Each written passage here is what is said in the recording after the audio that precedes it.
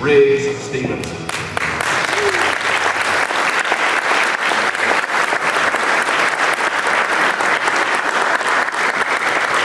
Dr. Richard Ferguson will present Riggs's daughter and son, Marla Sayers and Jackson Riggs Stephenson Jr., with his plaque.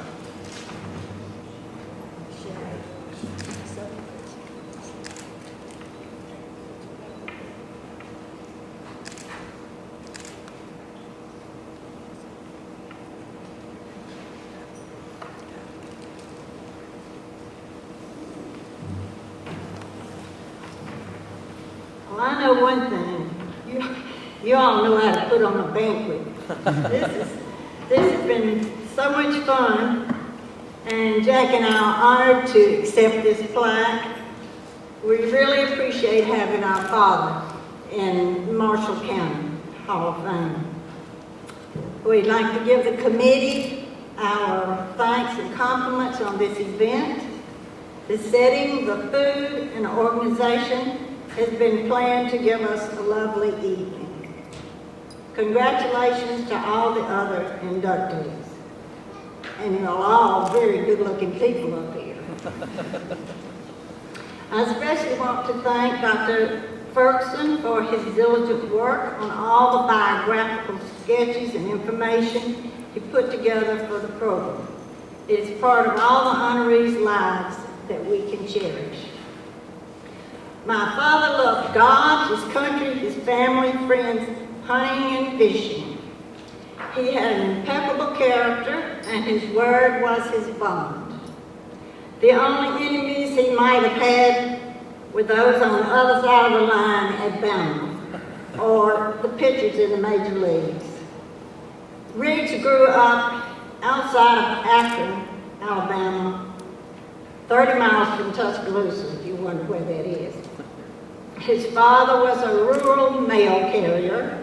He took Riggs to school in his horse and buggy, and Riggs walked 5 miles home after school.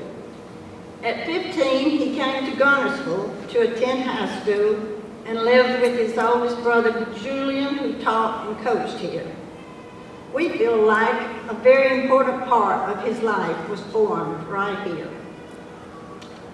When it came time for college, his mother wrote Dr. Barnwell, assistant to Dr. Dean, president of the University of Alabama, asking him to please find a way for Riggs to go to college. His 2 brothers and sisters had college educations, but it was wartime and things were tough. Dr. Denny said, could he stoke the furnaces and wait on tables? She said yes. So every morning he stoked the furnaces and waited on tables. And then after classes and football practice, he would repeat those jobs. He graduated in 1922 with a BS degree. He won Best All-Around Athlete 3 years at Alabama and many other honors. Now I'll just tell you a few things that you may not have read about or heard on this.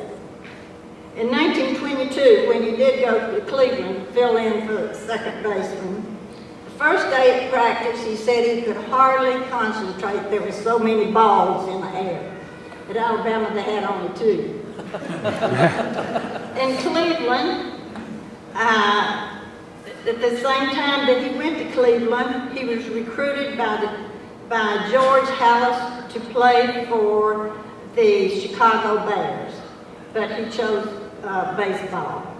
Later, he joined the Cubs. In Cleveland, he made $3.50 a day. He went to a Chinese restaurant, all you could eat for $1, and he saved $2.50. In 1922, Riggs went with the first All-Star team to the Orient. The first thing he had to have for the trip was a tuxedo and patent leather shoes.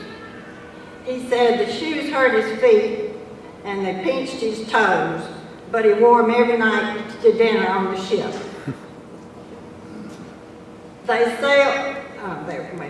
There were players from the Yankees, White Sox, Giants, Cardinals, and Red Sox. They sailed from Vancouver to Yokohama. They played teams in Tokyo, Kobe, Nagasaki, then China, Korea, Manila, and Honolulu. This took 2.5 months.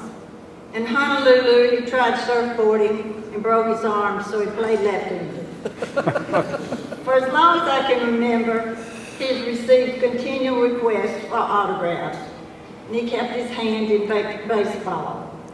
So to quote Dr. Benny again, Riggs was the embodiment of cleanliness, manliness, and courage. Again, my family and I have enjoyed reminiscing with you, and long live Marshall County Hall of Fame.